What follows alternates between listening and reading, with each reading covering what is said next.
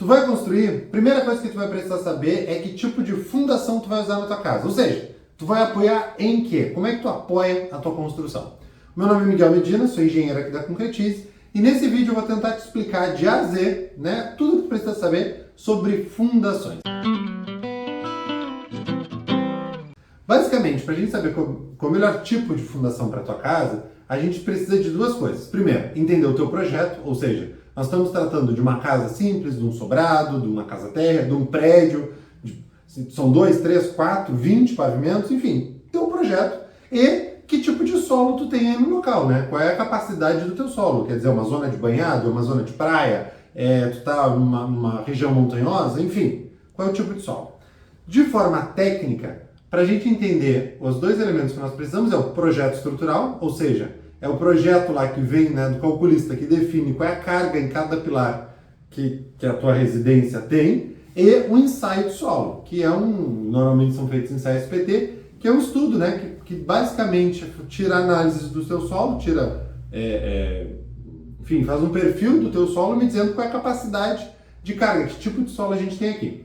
De forma técnica é isso. Claro que para pequenas construções a gente já consegue prever algumas coisas. Bom, falando em fundações então, uma vez que tu defina qual é a tua construção e qual é o teu solo, tu tem que saber que existem dois grandes tipos, né? A gente se divide em dois grandes blocos de fundações. As fundações superficiais ou fundações rasas, como tu prefere chamar, e as fundações profundas. As fundações rasas são aquelas que são apoiadas diretamente nessa camada mais superficial do teu solo, como as sapatas, né, os radiers, a sapata corrida. Vamos falar sobre cada uma delas logo mais. E as fundações profundas, como o próprio nome já diz, é aquela que tu vai fazer uma perfuração maior, tu vai assentar ela numa camada mais profunda do solo. Aí nós temos as estacas, os tubulões, que já está fora, né, não se deve utilizar mais, já vou te explicar por quê.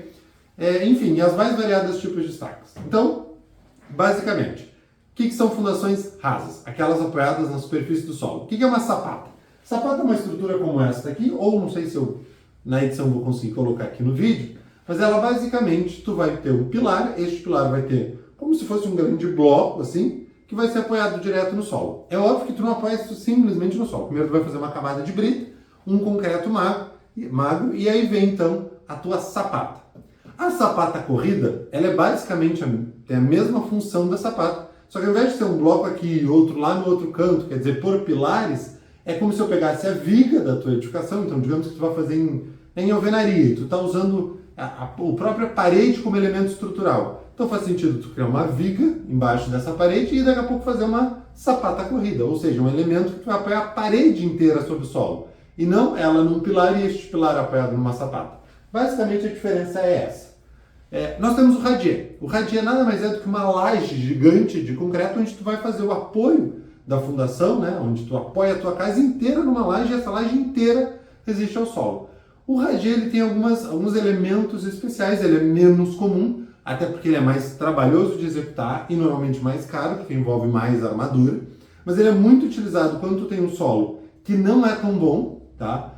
Superficialmente não é tão bom, mas tu não quer fazer fundação profunda, então tu vai fazer o melhoramento daquele solo, tu vai fazer uma base boa e tu vai fazer uma grande laje, bota aspas aqui, mas que é o que nós chamamos desse radier. E a partir daí tu sobe a tua casa. Essas são os principais tipos de fundações superficiais, rasas.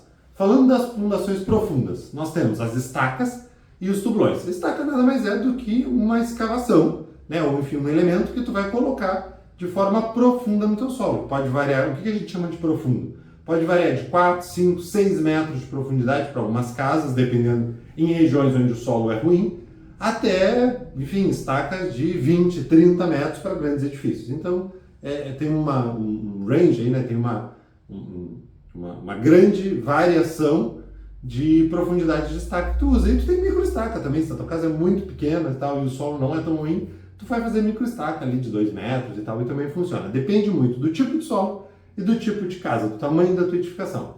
Bom, dentro das estacas, nós temos as estacas escavadas, que basicamente é um equipamento que vai chegar ali, que vai fazer, né, rotacionar um equipamento de hélice e vai tirar parte do solo ali, vai fazer um tubo que será concretado depois. A diferença da estaca escavada pro tal tubulão que eu comentei que é uma estrutura muito utilizada, acho que nem tem aqui nessa imagem mais, que não se usa mais.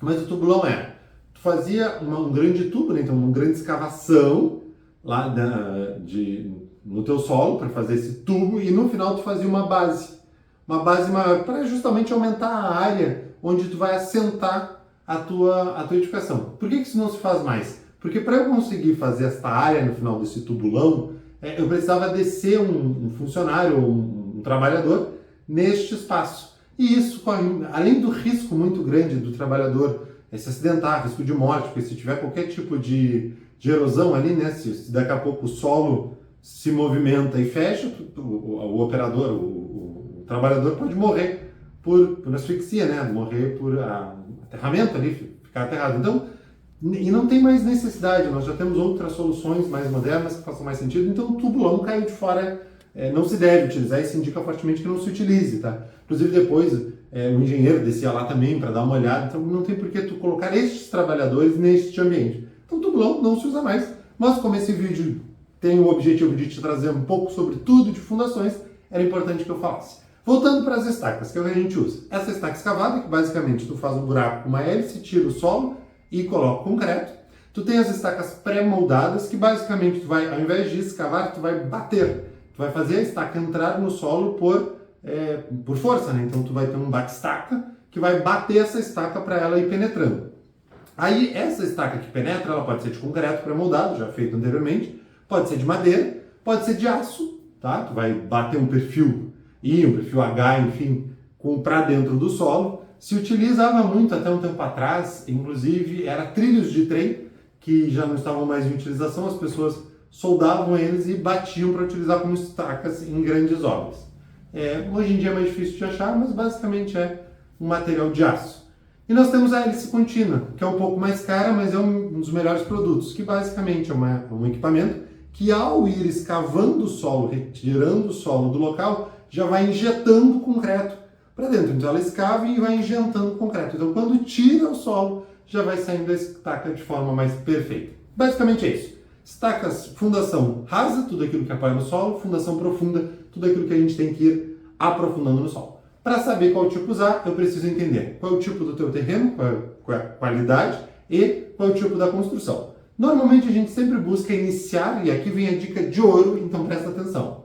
A gente começa sempre buscando as fundações rasas, que serão as mais baratas e as mais fáceis de executar. Para isso, tu tem que avaliar se o teu solo superficial é bom e se a tua fundação, se a tua casa tem poucas cargas, digamos aqui. O que a gente chama de poucas cargas? 4, 5 toneladas num pilar é uma carga baixa, é uma carga que te permite fazer com fundação rasa.